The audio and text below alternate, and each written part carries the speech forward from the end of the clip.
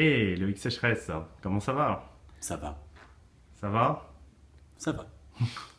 Alors, Loïc, donc, je remonte une dernière fois ton album, Love and Kickboxing, c'est bon, tu peux le poser.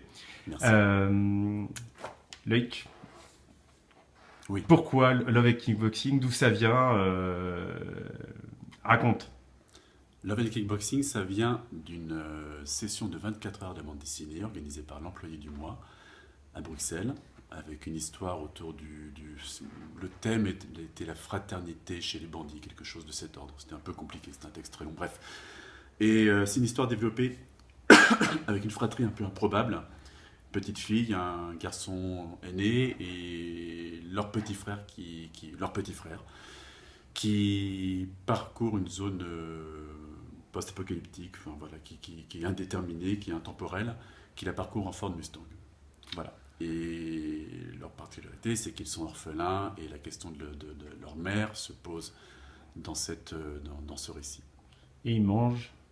Ils mangent de la saucisse et des purées, mais d'hier. D'accord. Et alors, du coup, ça, c'est les 24 premières Oui, pages. parce qu'il y a un seul gag en fait dans cet album et on vient de le spoiler. Voilà. Ah, c'est un Voilà, c'est énorme la spoiler. récurrence de la saucisse et des purées. Ah, c'est pour un gag. Si c'est de l'humour de répétition, on va pouvoir le redire 2 ou 3 fois et c'est bon.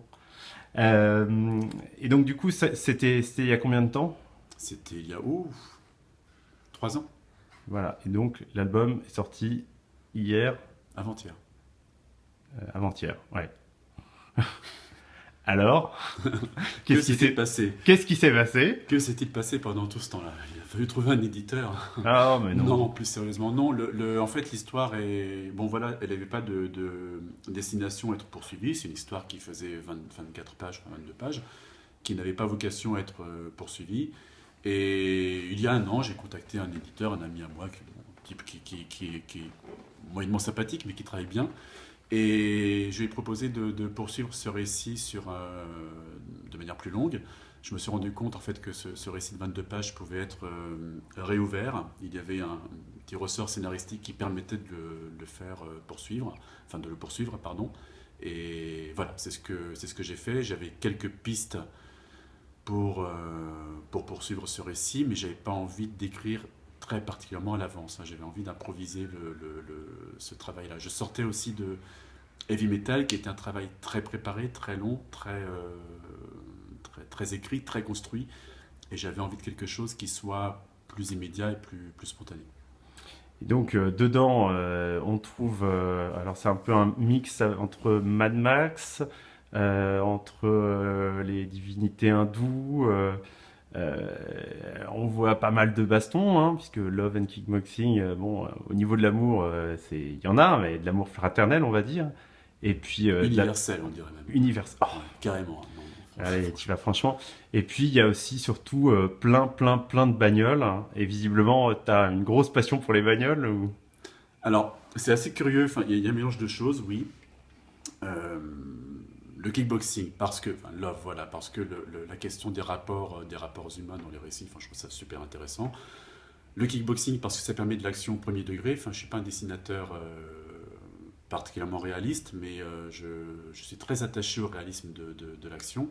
J'aime bien l'idée d'avoir des scènes d'action avec des personnages suivis, qu'on les trace vraiment à l'épaule, qu'on soit près de leur cou et tout. Enfin, comme si on était un petit peu embarqué dans ce qui se passe. Donc c'est quelque chose d'important pour moi, souvent dans les récits, je l'ai développé là aussi.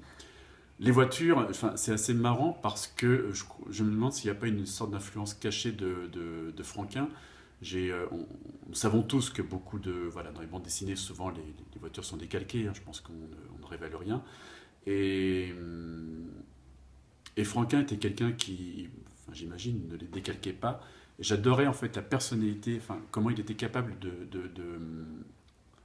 préserver l'identité d'une voiture tout en lui donnant une personnalité folle. Alors sans vouloir reproduire ça, parce que voilà, c'était Franquin, mais je trouvais ça intéressant de dessiner des voitures assez emblématiques. Voilà, il y a une Ford Mustang, il y a une BM, il y a les deux autres voitures qui sont une GT et une Rolls.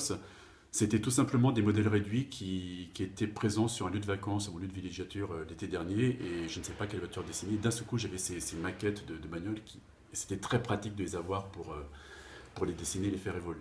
D'accord, donc c'est pas décalqué, mais C'est pas des cartes. mais il y a un petit modèle. Bah, évidemment, non, mais une voiture, ça ne s'invente pas. Enfin, c'est quand même assez important d'avoir des références fiables pour pouvoir extrapoler un minimum après, quoi. Donc voilà, Love and Kickboxing, des bagnoles, de la baston.